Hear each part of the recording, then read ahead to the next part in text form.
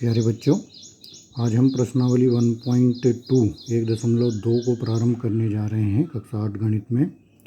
और इस प्रश्नावली में जो पहले के दो सवाल हैं वो संख्या रेखा पर निरूपण वाले सवाल हैं। ठीक है, संख्या रेखा क्या होती है, इस पे कैसे हम किसी संख्या को निरूपित करते हैं, ये आज हम आपको सिखाएंगे। और परिमेय संख्याएं जैसे हम पढ़ रहे हैं तो परिमेय संख्याओं का निरूपण संख्या रेखा पर किस प्रकार से होता है वो आप इस वीडियो के माध्यम से आज समझ पाएंगे। परिमेय संख्याओं से पहले हमने आपको कुछ और संख्याएं पढ़ाई थी, जैसे कि प्राकृतिक संख्याएं, पूर्ण संख्याएं, पूर्णांक संख्याएं, और उसके बाद फिर परिमेय संख्याएं पढ़ाई थी। तो उन संख्याओं से को पहले हम संख्या रेखा पर निरूपित करना सिखाएंगे, प्राकृतिक संख्याओं को, पूर्ण संख्याओं को और पूर्णांक को। उसके बाद आप स्वयं ही परिमेय संख्याएं संख्या रेखा पर निरूपित करना सीख जाएंगे। ठीक है, तो देखिए प्यारे बच्चों, संख्या रेखा क्या होती है। एक प्रकार की एक रेखा खींचते हैं और उस रेखाओं में हम संख्याओं को दर्शाते हैं एक निश्चित अंतराल पे। ठीक है, जैसे कि सबसे पहले हम आपको प्राकृत संख्याएं जो हैं, प्राकृत संख्याओं को संख्या रेखा पर निरूपित करके दिखाते हैं। प्राकृत संख्याएं आपको पता है क्या है, एक से स्टार्ट होती थी, जिनसे हम काउंटिंग करते हैं, गिनती करते हैं, 2, 3, 4, 5, 6, ऐसे ही अनंत तक। तो एक से प्रारंभ होके 1, 2, 3, 4, 5, 6 ये प्राकृत संख्याएं होती हैं। अब हमें किसी ने कहा भैया इन संख्याओं को आप क्या है संख्या रेखा पर निरूपित कीजिए। तो देखिए मैंने एक लाइन खींच दी, ये बन गई हमारी संख्या रेखा। अब इसको हम निरूपित करेंगे तो देखिए क्या ध्यान रखना है। सबसे पहला पॉइंट क्या रखेंगे, 1, और इस 1 से दाईं तरफ हम लगातार बढ़ते जाएंगे। ठीक है, अब 1 के बाद 2 आएगा, तो 1 और 2 के बीच की दूरी निश्चित रखनी है। 2 के बाद 3 आएगा, तो जितनी दूरी 1 और 2 के बीच में हमने रखी थी उतनी ही दूरी हम 2 और 3 के बीच में भी रखेंगे। तो ये 3 आएगा। उसके बाद 4 आएगा, तो वही दूरी सेम टू सेम हर एक में रखते हुए हम आगे बढ़ते जाएंगे। तो इस प्रकार हम संख्या रेखा पर प्राकृतिक संख्याओं को निरूपित कर देंगे। ठीक है, इस प्रकार से हमने संख्या रेखाओं पर क्या कर दिया, प्राकृतिक संख्याओं का निरूपण कर दिया। ठीक है, 1, 2, 3, 4, क्योंकि 1 के बाद 2, 2 के बाद 3, 4, और ये सब हम कहाँ जा रहे हैं, 1 से दाईं तरफ बढ़ रहे हैं। ये ध्यान रखना है, हम कहाँ बढ़ रहे हैं, 1 से दाईं तरफ बढ़ रहे हैं। समझ गए होंगे प्यारे बच्चों। तो प्राकृतिक संख्याओं को जब हम संख्या रेखा पर निरूपित करेंगे तो 1 से प्रारंभ करेंगे, उसके बाद दूरी का ध्यान रखना है। 1 और 2 के बीच भी उतनी दूरी होनी चाहिए जितनी 2 और 3 के बीच, जितनी 3 और 4 के बीच, 4, 5, 6, 5, 6, 6, 7, इन सब के बीच की दूरी क्या होनी चाहिए, आपस में बराबर या समान होनी चाहिए।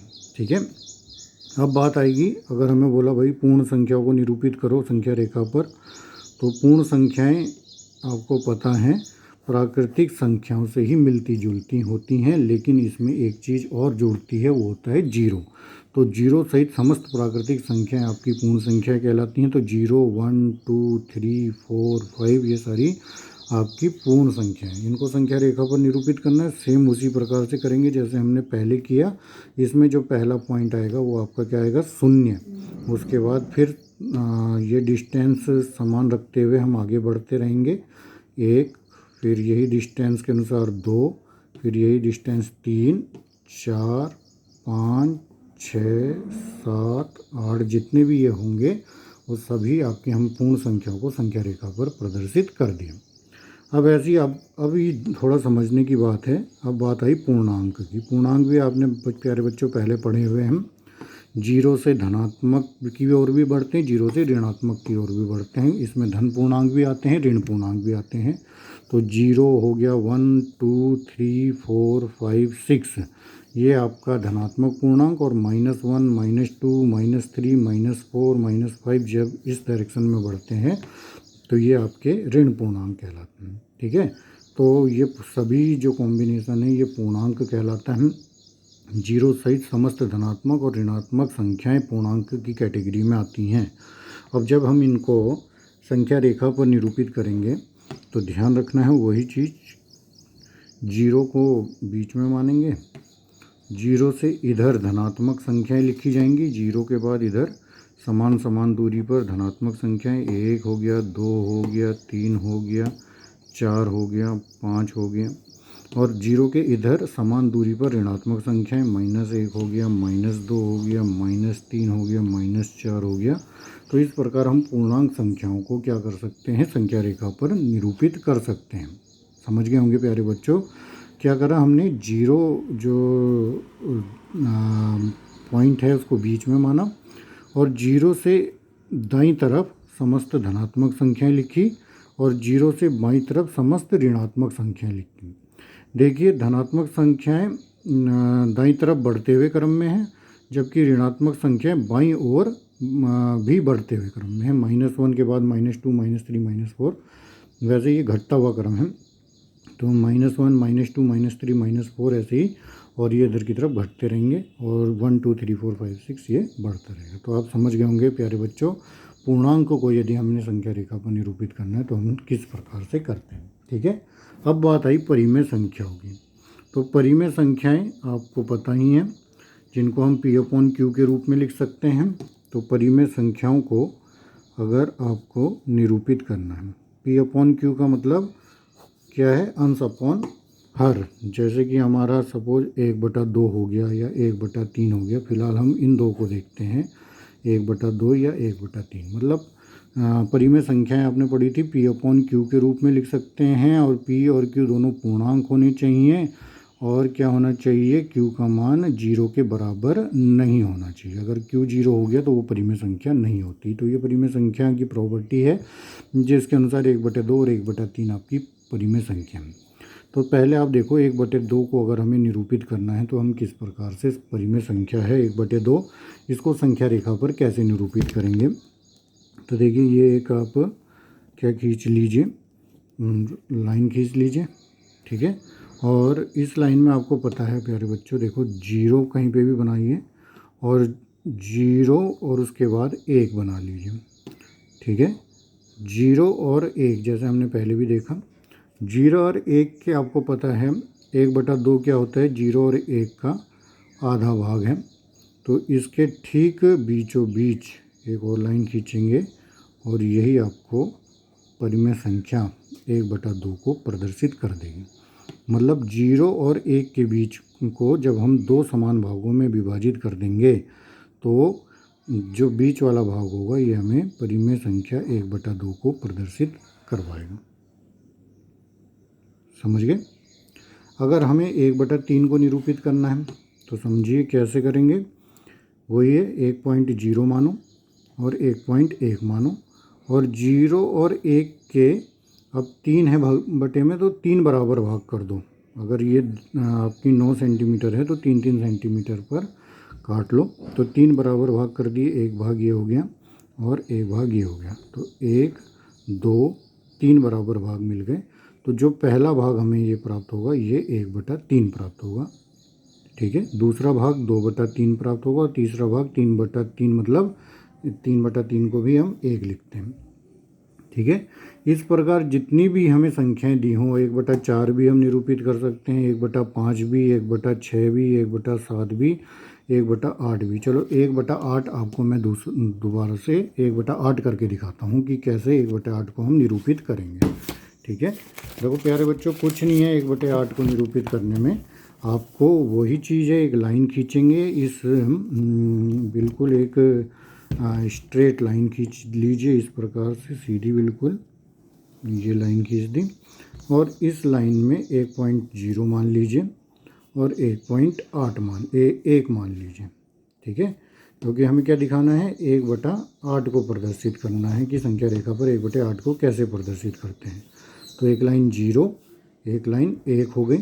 अब ये जो हमें डिस्टेंस दिख रही है इसके हम कितने भाग कर दें, 8 बराबर भाग कर दें, क्योंकि 1/8 को निरूपित करना है तो 8 बराबर भाग कर देंगे। तो एक भाग ये हो गया, 2, 3, 4, 5, 6, 7 लाइन खींच दी। तो देखो 8 भाग प्राप्त हो गए, एक भाग ये, 2, 3, 4, 5, 6, 7, 8 भाग प्राप्त हो गए। ठीक है, 8 भाग बराबर दूरी पे हैं, तो जो पहला भाग होगा वो आपका 1/8 होगा, दूसरा भाग 2/8 होगा, तीसरा भाग 3/8 होगा, चौथा भाग 4/8 होगा, पाँचवा 5/8, छठा 6/8, सातवां 7/8 और ये जो 1 है ये 8/8 ही होगा। 8/8 को भी 1 लिखते हैं। तो समझ गए होंगे प्यारे बच्चों, किसी भी संख्या रेखा पर अगर हमें परिमेय संख्या निरूपित करनी है तो इस प्रकार से हम परिमेय संख्या को निरूपित कर सकते हैं। ठीक है, अब हम आपके प्रश्नावली 1.2 के सवाल देखते हैं, उसमें किस प्रकार से पूछा गया है। सेम यही काम हमने करना है। देखिए प्रश्नावली 1.2 में क्या बोला गया है, आपको संख्या रेखा पर निरूपित कीजिए। संख्या रेखा पर 2 पार्ट दिए हुए हैं। पहला दिया हुआ है आपका 7/4। संख्या रेखा पर एक तो 7/4 को निरूपित कीजिए और दूसरा दिया हुआ है -5/6 को निरूपित कीजिए। ठीक है, तो देखिए हम पहले 7/4 को निरूपित करते हैं। देखो मैंने आपको बताया 4 है, तो क्या करना है, पहले हम एक लाइन खींचेंगे और पहला भाग 0 और उससे कुछ दूरी पर एक भाग क्या मान लिया 1। अब बटे में 4 है तो इसके हम कितने भाग कर देंगे, 4 भाग।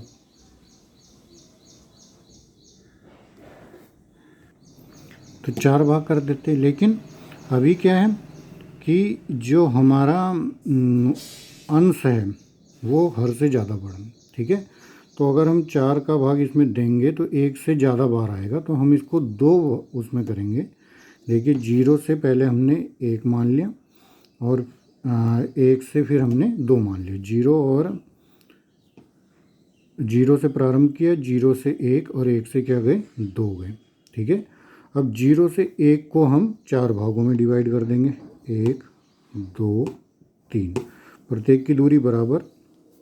तो 0 से 1 के बीच में जब हमने 4 भाग तोड़ दिए तो देखिए ये वाला भाग कितना बताएगा, 1/4 को, ये वाला भाग बताएगा 2/4 को, ये भाग बताएगा 3/4 को और ये भाग बताएगा 4/4 को, जो कि 1 के बराबर है। ठीक है, और फिर हम 1 और 2 के बीच में फिर 4 भाग तोड़ लेंगे, 1 भाग ये, 2 3। तो देखिए ये वाला भाग जो बताएगा 4/4 यहाँ हो गया, ये वाला भाग बताएगा 5/4, ये वाला भाग बताएगा 6/4 को, ये वाला भाग बताएगा 7/4 को और ये वाला भाग बताएगा 8/4 को। तो ये देखिए जो हमें पूछा गया था 7/4 वो भाग हमने ये बता दिया। तो संख्या रेखा पर 7/4 को इस प्रकार से निरूपित करेंगे। कहने का मतलब 0 से 1 के बीच में तो नहीं मिला, फिर हम आगे बढ़े 1 से 2 के बीच में, तो 1 से 2 के बीच में हमें 7/4 प्राप्त हो गया। तो इस प्रकार संख्या रेखा पर हमने 7/4 को प्रदर्शित कर दिया। अब देखिए 5/6 को निरूपित करना है। दूसरा सवाल है संख्या रेखा पर -5/6 को। ठीक है, तो माइनस का जो मैंने बताया था 0 के दाईं तरफ जाना है, तो अगर हम इसको क्या मान लें, नहीं 0 के बाईं तरफ जाना है, ये 0 मान लें। तो 0 के बाद इधर गए 0, देखिए ऊपर कम है तो 1 पे ही काम चल जाएगा, तो 0 और 1 और कितने हैं नीचे 6 खाने, बटे में 6 है तो 6 खाने, 6 भागों में से डिवाइड करेंगे। तो 1 भाग, 2 भाग, 3 भाग, 4 भाग, 5 भाग और छठा ये है ही। तो पहला भाग 0 से इधर चलेंगे तो ये -1 है, तो ये वाला भाग होगा आपका -1/6, दूसरा होगा -2/6, तीसरा -3/6, ऐसे -4/6 और -5/6 और ये हो जाएगा -6/6, जो कि -1 के बराबर होगा। हमें चाहिए था -5/6, तो ये जो भाग है, ये जो संख्या रेखा पर हमने -5/6 निरूपित किया है, इस प्रकार से हमने आपको दिखा दिया। ठीक है, समझ गए होंगे प्यारे बच्चों। हमने देखना है कि अंश और हर, अगर अंश बड़ा है, जैसे यहाँ अंश बड़ा था ऊपर वाला, तो ये 1 बार ना जाके 2 बार में गया। ठीक है, ऐसे इधर अंश जो है वो छोटा था तो 1 ही के अंतर्गत आ गया।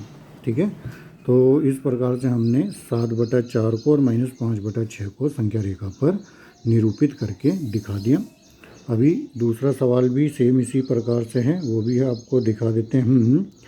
दूसरा सवाल जो है वो ये है कि -2/11, -5/11 और -9/11 को संख्या रेखा पर निरूपित कीजिए। ठीक है, ये आपकी प्रश्नावली जो 1.2 है इसका क्वेश्चन नंबर 2 क्या है, किस किस को संख्या रेखा पर निरूपित करना है, -2/11 को, -5/11 को और -9/11 को। ठीक है, तो देखो माइनस है तो माइनस क्या होगा, जीरो के हमेशा दाहिनी तरफ वो बाईं तरफ होगा। तो इस प्रकार से हमने संख्या रेखा बना ली। यहाँ से यहाँ पे मान लिया 0। ठीक है, अब देखिए 11 है, 2/11 -5/11 और 9/11।